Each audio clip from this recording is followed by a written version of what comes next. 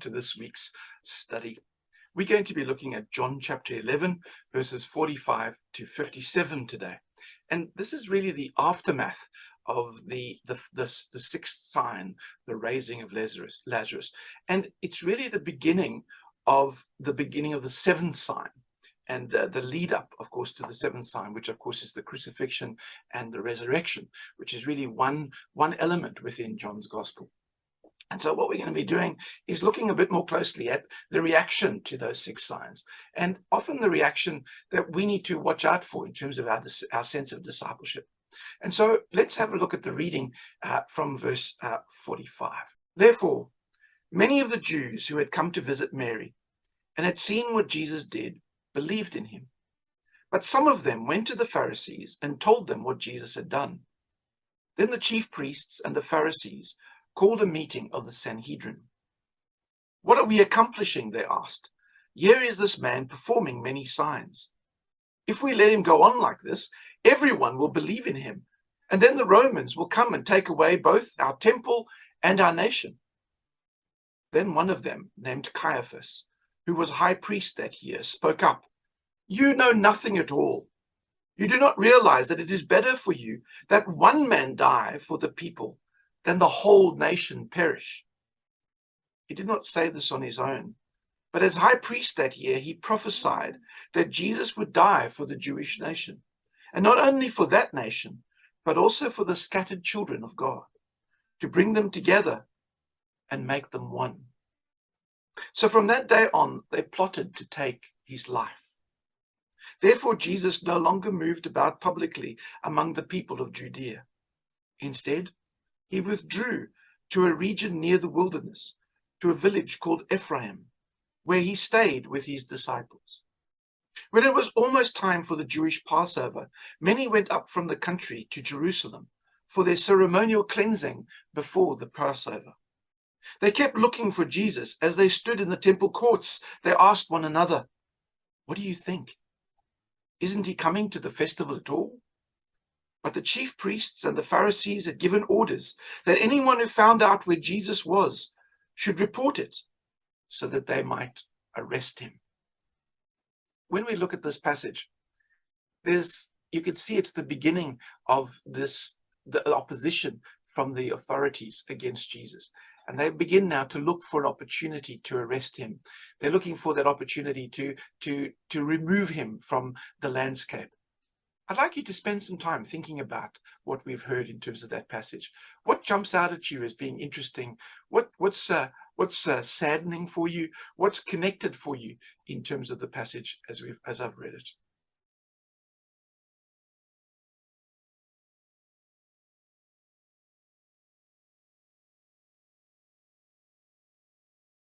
Welcome back.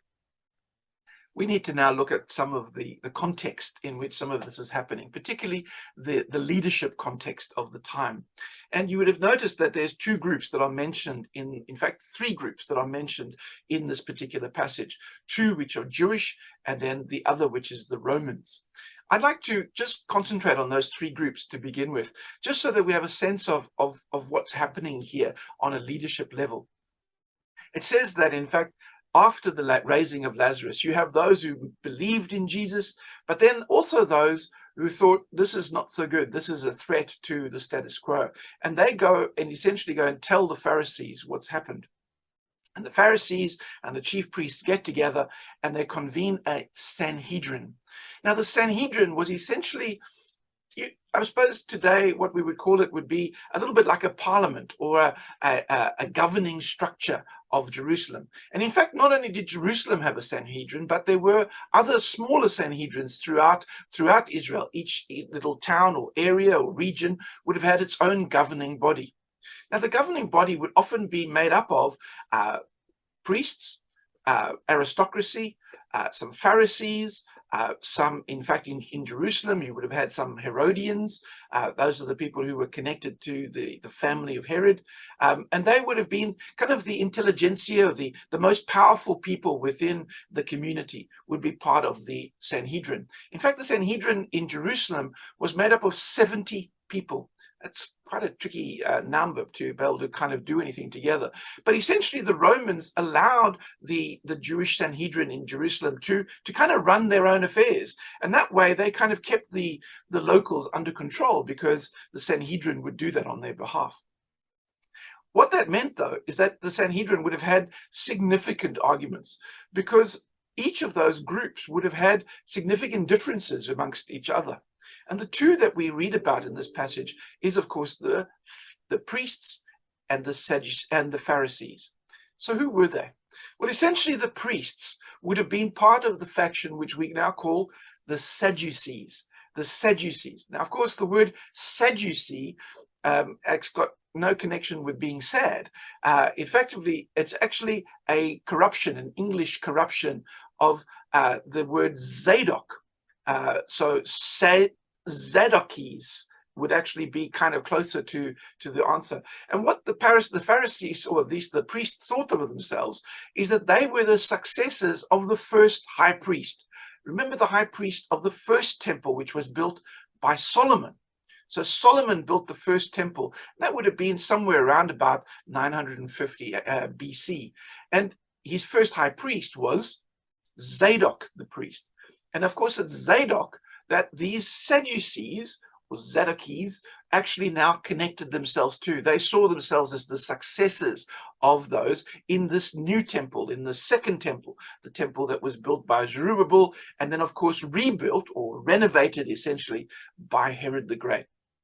And so when you come to this, you need to see that they were the priests. Their vested interest was the temple. Now, again, for us, so long after the temple was destroyed, we don't really understand the importance of the temple. But you need to remember that essentially, if you were writing up a list of ancient wonders of the world, now you would know about the 7 wonders of the world. But if you were extending that list a little, in fact, the Herod temple would have been one of those wonders. In fact, many people would journey to Jerusalem to come and look at the temple. And I'm talking about not people who were Jewish, but people who were not. And we'll read about some of those who are not later on, in fact, in John's Gospel, where we read that there are some Greeks who come looking for Jesus. The reality of it is that this was a tourist attraction as much as it was a place of worship and connection as well. And so what we see is that the priests have a vested interest here to maintain their structure, to maintain what they were doing. On the other side of the hand, you've got the Pharisees. Now, the word Pharisee means the separated ones, or the ones who are separate. Now, people have argued about what they were separate from, but the simplest understanding to that is that they were separate from the Sadducees. Effectively, the Pharisees were another branch of Judaism, the branch of Judaism which was not involved in the temple and in sacrifice and all that, but they were involved instead in another structure, a structure that had developed during the exile. So remember, the exile is in about the 6th century BC, and it's after that that the Jews, it was during that period that the Jews had been scattered all through the known world. And of course, as they were scattered in the known world, they didn't just assimilate into their cultures. They stayed together. And the structure that allowed them to stay together was twofold. The one was the synagogue. That synagogue, which of course means to gather together, is that they gathered together. But when they gathered together, the second thing was the one that actually bound them together, and that was the Tanakh, the writings of what we call in the Christian framework the Old Testament. The Pharisees were therefore very connected to the word. So you've got the Sadducees who are connected to the temple and connected to the laws of the temple. And then you've got the Pharisees that are connected to the law and the rules and essentially the Torah, Genesis, Exodus, Leviticus, Numbers, and Deuteronomy, which had been written and put together during the time of exile. So you can see that for these two groups to come together and actually do anything together would have been unusual, would have been amazing. Unfortunately, the amazing thing was that they had come together because both of them felt that their structure was under threat from Jesus. That what Jesus was wanting to do would undermine both of their structures. They would undermine the temple and he would undermine the synagogue. In this passage, those two are symbolized by the temple and the nation. And so essentially what he's trying to do is to say, he needs to go. He needs to go. That the power structure of the time was saying, that's it. We don't want to have these guys. The third power structure, of course, is the Romans. Now, the Romans had come into this part of the world during the time of just before Herod the Great. In fact, at the end point of what was called the Maccabean period. The Maccabees had begun to fight amongst themselves, and one faction of Maccabees went and asked help from the Romans to come and help them against their brothers. Well, the Romans came, but they never left. And in fact, what they did instead was they installed Herod as their puppet king to look after the area. And of course, Herod did that from about 43 BC all the way through to about 5 BC.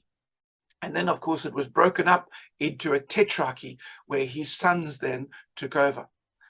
The reality of it is that they were never in power. All that they would do would look after the Jewish affairs. But essentially, the Romans were the overlords. The Romans were the tax collectors. And essentially, all the wealth of that part of the world would go and flow back into Rome. And it's interesting. The irony of this passage is the irony where they said that if we allow Jesus to continue, we're going to lose both our temple and our nation. The irony is that, in fact, by the time John is writing this gospel, both of those things have already happened, and not because of Jesus, but because of the Jews themselves. In fact, by the time John is writing this passage, the temple has been destroyed by the Romans.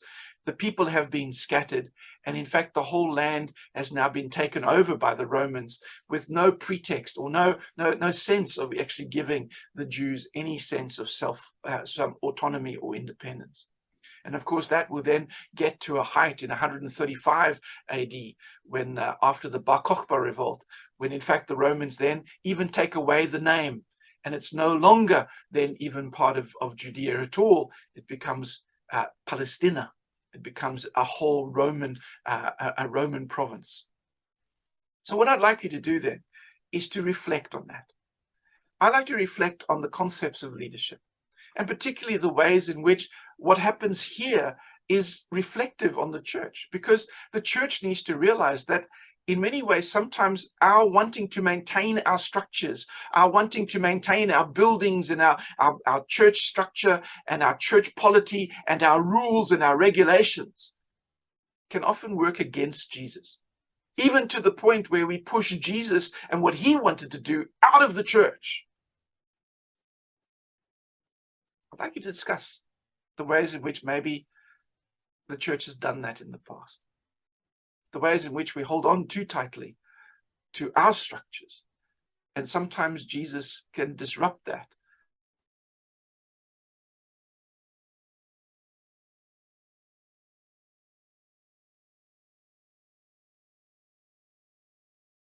Welcome back. I'd like to deal with a couple of the symbols and the metaphors now within this particular passage. The first one is that we notice what Jesus does. That, of course, they're now trying to arrest him. They now made that decision to do so.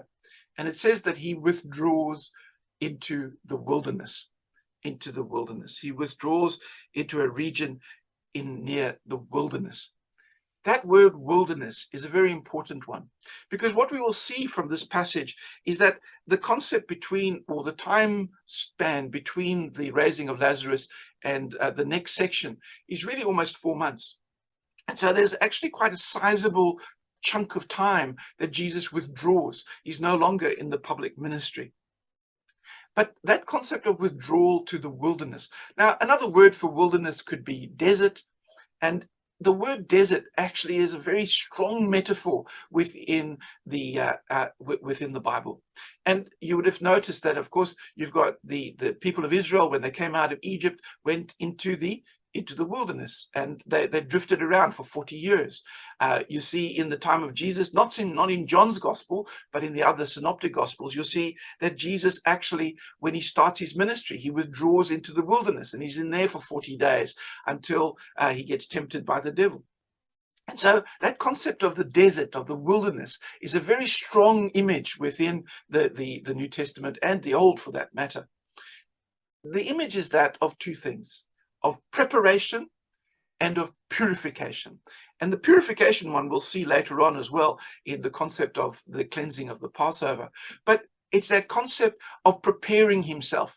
And it's almost as if he withdraws into the wilderness to prepare now, to bolster his confidence, to reconnect with God, to spend time in God's presence, so that in fact he can be prepared to do what's going to come next in terms of facing the cross and all that's going to go along with that. I think that image of the wilderness is so important, that this is now the pivotal moment of change, the pivotal moment of decision. And maybe we can learn from that as well, is that sometimes when we just rush forward in doing things over and over again and just making decisions quickly, that maybe there's something for us to be said, that just like Jesus here, he withdraws into the wilderness. He withdraws into that space where he can now regain, where he can prepare for what God's going to do. It might be a good image for us to think about how we can prepare too. The second one is it tells us the name of the place that he goes to. It's called Ephraim. Now that's a hugely symbolic name, because the thing with the word Ephraim is that, of course, it starts off right from the time of one of the tribes of Israel.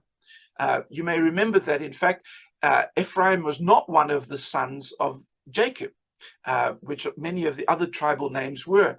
In fact, Ephraim and his brother Manasseh were, of course, the sons of Joseph.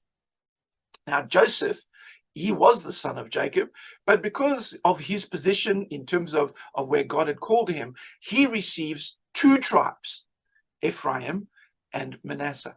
And of course, Ephraim actually becomes then I suppose the preeminent of the northern tribes. So when Israel is split after the death of Solomon between the northern kingdom and the southern kingdom, Ephraim is actually the biggest or the most prosperous of all the northern kingdom tribes. And so sometimes the northern kingdom is referred to by the word name Ephraim. So is it a surprise that Jesus goes to a town called Ephraim? No. And it's not a surprise, because it's more than just the realities of this new of a tribal name, because it's connected here to the prophecy of Caiaphas. Caiaphas says that Jesus would be the one who actually brings or saves the Jewish nation, but not only them, but the scattered people, and make them one. Now, who are the scattered people? Well, of course, the scattered people were the northern kingdom of Ephraim. And the northern kingdom of Ephraim, of course, in 722 is destroyed by the Assyrians. Now, how did the Assyrians destroy them? Well, they took them and they scattered them across the Assyrian nation. One of the prophecies of the Tanakh is that, in fact, those scattered nations would be brought back again, and Israel will be made whole. But of course, who are the scattered nations now? Well, of course, it can refer to the Gentiles. It can refer to those who are not part of Judah, part of the Jewish people, but in fact drawing them together. You see, I think that image where he says that he goes to the town of Ephraim is actually John telling us that the mission of Jesus was bigger than just what was going to happen in Judea. It was more than just for the Jewish nation. It was, in fact, going to be a mission that was going to draw the scattered people, the Gentiles, back into the people of God as well. So I think that image is such a wonderful image of connection for us. The third one, and the third image here, is connected with the cleansing of the Passover.